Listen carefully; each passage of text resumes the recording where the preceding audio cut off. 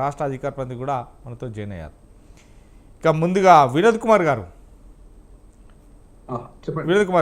ఏదైతే చట్టసభలకు సంబంధించి ఏదైతే 9th షెడ్యూల్లో పెట్టాల్సినటువంటి బీసీ బిల్లును ఏదైతే ఈ నేపథ్యంలోనే మొత్తం మీద మాత్రం ఆమోదం తెలపలేదు కేంద్ర ప్రభుత్వంకు సంబంధించి కావచ్చు, ఇక మిగతా చూసుకుంటే.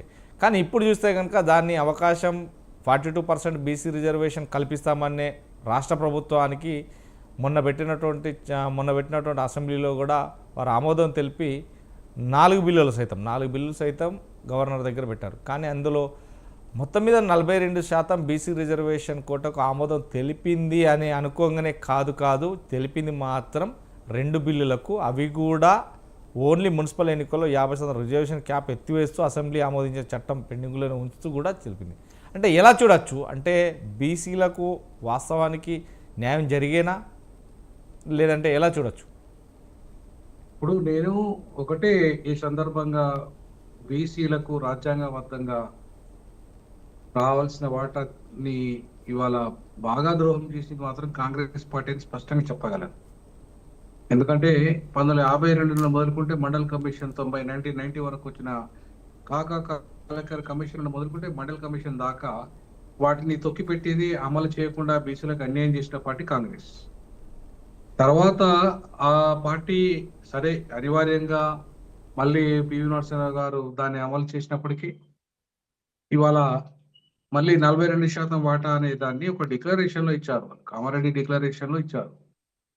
42% వాటా వేయడానికి సంపూర్ణంగా రాష్ట్ర ప్రభుత్వానికి అధికారం ఉంది. దానికి 9th షెడ్యూల్ కు సంబంధం లేదు.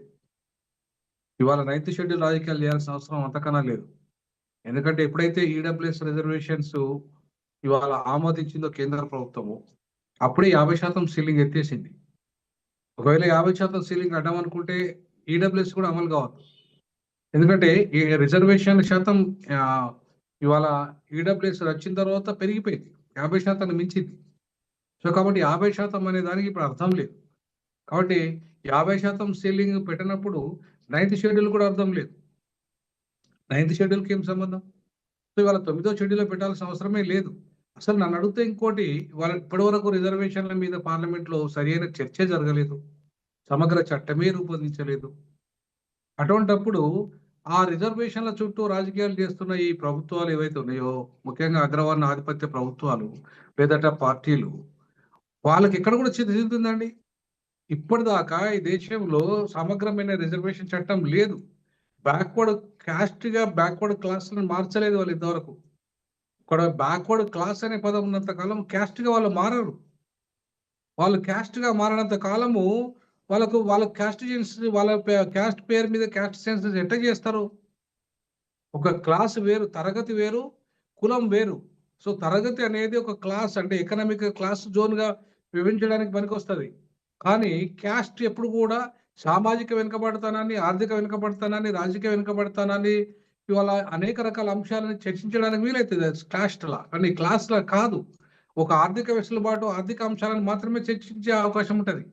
కాబట్టి ఇవాళ బీసీల విషయానికి వచ్చేసరికి బీసీలు క్లాస్గా ఉన్నారు రాజ్యాంగంలో, ఎస్సీ ఎస్టీలు క్యాస్ట్గా ఉన్నారు. సో అక్కడే ప్రాబ్లము. అది తొలగనంత వరకు, దాన్ని క్యాస్ట్గా మార్చినంత వరకు, బీసీలకు క్యాస్ట్ సెన్సెస్ రానంత వరకు, క్యాస్ట్ సెన్సెస్ వచ్చి వాళ్ళని క్లాస్ నుండి తీసి క్యాస్ట్గా మార్చినంత వరకు ఇవాళ బీసీలకు న్యాయం జరుగుతుందని అయితే నేను అనుకోను. ఈ అంశం పట్ల కాంగ్రెస్కు ఒక స్పష్టత లేదు, బీజేపీకి అసలే లేదు. ఇవాళ మిగతా బీఆర్ఎస్ కానీ మిగతా పట్లకు కానీ వీళ్ళ పట్ల అసలు వీళ్ళ యొక్క సామాజిక ఆర్థిక రాజకీయ పరిస్థితుల పట్ల కూడా పూర్తి స్థాయిలో అవగాహన లేకుండా మాట్లాడుతున్నారు. ఇవాళ నేనేమంటున్నానంటే, ఇవాళ పంచాయతీరాజ్ చట్ట సవరణ చేశారు, అలాగే మున్సిపల్ చట్ట సవరణ చేశారు. ఆ చేసే అధికారం రాష్ట్ర ప్రభుత్వానికి ఉంది. ఇవాళ క్యాబ్ చేసే అధికారం రాష్ట్ర ప్రభుత్వానికి ఉంది. గవర్నర్ గారు ఎట్లా ఆమోదించకుండా ఉంటారండి? ఒకవేళ ఆయన ఆమోదించలేదు అనుకుంటే మళ్ళొకసారి తీర్మానం చేయండి, మళ్ళొకసారి చట్టం తీసి పంపండి. స్వచ్ఛకుండా గవర్నర్ ఆమోదించాలి. లేదంటే గవర్నర్ ఆమోదించకపోతే గవర్నర్ అసలు పదవికి అర్హుడే కాదు ఆయన. సో కాబట్టి రెండోసారి ఇవాళ ఎందుకు తీర్మానం చేస్తలేరు? మీరు ఒకటేసారి చేసి పంపించారు ఇంతవరకు. అదే గవర్నర్కి రెండోసారి పంపిస్తే ఆటోమేటిక్గా స్వచ్ఛకుండా గవర్నర్ ఆమోదించాలి. ఆమోదించకపోతే చట్టం చేసే అధికారం ప్రభుత్వానికి ఉంది. మరి రెండోసారి ఎందుకు చేసి పంపిస్తలేరు? మీరు వాళ్ళ మీద ఎందుకు నెట్టేస్తున్నారు? వాళ్ళు చేయొద్దనే విషయం వాళ్ళ లోపల ఉందనుకుందాం. బీజేపీ వాళ్ళు చేయరు. బీసీల పట్ల బీజేపీకి చిత్తశుద్ధి లేదు. బీసీ ముఖ్యమంత్రి అన్నారు. వాళ్ళు కనీసం బీజేఎల్పీ లీడర్‌గా కూడా బీసీని పెట్టలేదు వాళ్ళు. ఇవాళ కనీసం ఒక అధ్యక్షుడిని కూడా బీసీకి ఇవ్వలేదు వాళ్ళు. సో, కాబట్టి బీసీల పట్ల బీజేపీకి చిత్తశుద్ధి లేదు. అటువంటప్పుడు బీసీ రిజర్వేషన్‌లు ఇచ్చి ఆ క్రెడిట్ కాంగ్రెస్ పోయేటట్టు వాళ్ళు చూస్తారా? కాంగ్రెస్ మీరు చేత్తలేరని చెప్తారేమో వాళ్ళ మీద నెట్టేసినంత మాత్రాన అదేమన్నా కొత్త విషయమా? ఇంతకాలం కాంగ్రెస్ ఏమన్నా మొత్తం బీసీలను ప్రేమించి బీసీలకు అన్ని చేసిన పార్టీ ఏమన్నా? సో, కాబట్టి వీళ్ళ చేతుల్లో ఉన్న విషయాల పట్ల ముఖ్యంగా కాంగ్రెస్ పార్టీ తను పార్టీ పరంగా ఇచ్చుకోవచ్చు పదవులు. ముఖ్యమంత్రి ఇవ్వచ్చు పదవి. క్యాబినెట్ మంత్రులను ఇచ్చుకోవచ్చు. వాళ్ళ చేతుల్లో ఉన్న పనే. కార్పొరేషన్ చైర్మన్ పదవులలో ఇచ్చుకోవచ్చు. వాళ్ళ చేతుల్లో ఉన్న పనే. ఎంపీ టికెట్లు ఇచ్చుకోవచ్చు. వాళ్ళ చేతుల్లో ఉంది. ఎమ్మెల్యే టికెట్లు ఇచ్చుకోవచ్చు. వాళ్ళ చేతిలో ఉంది. కానీ ఎక్కడిచ్చిందని కాంగ్రెస్ పార్టీ? ఇచ్చిందా? మరి ఇయ్యనప్పుడు కాంగ్రెస్ పార్టీకి చిత్తశుద్ధి బీసీ ఉందని ఈ సంఘాలు ఆ పైసలకు ఆశపడే బీసీ నేతలు ఎవరైతే ఉన్నారో వాళ్ళ చుట్టూ వీళ్ళ చుట్టూ తిరిగే నేతలంతా కూడా వాళ్ళు అడుక్కోవడానికి పనికొస్తుందేమో కానీ అంశాలు బట్ బీసీలకు న్యాయం చేయడానికి ఎక్కడ న్యాయం చేసిండ్రండి వీళ్ళంతా? సో, కాబట్టి ఇవాళ చాలా స్పష్టంగా బీసీలు ఎట్లయితే డిఎంకే ఎట్లయితే తమిళనాడులో ఒక స్పష్టమైన అంటే ఒక బీసీల నాయకత్వంలో తీసుకొచ్చి కదా నైన్త్ షెడ్యూల్లో పెట్టగలిగారు అక్కడ.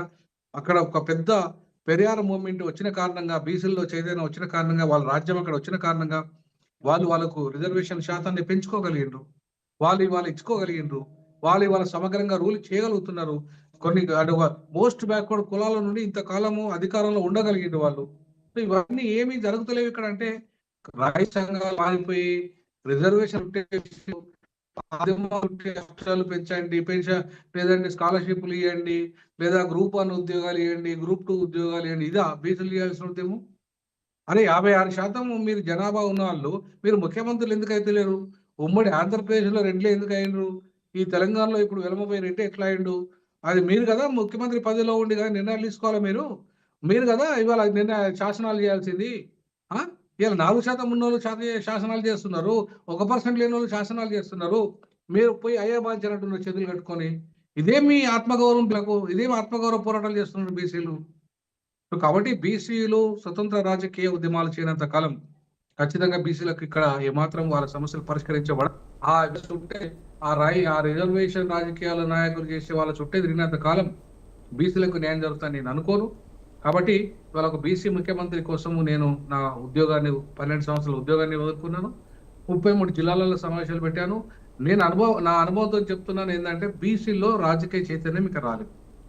వాళ్ళు ఆ చైతన్యాన్ని తీసుకున్నంత కాలం వాళ్ళకి అవకాశాలు దక్కాయి. రైట్. శ్రావణ్ కుమార్ గారు,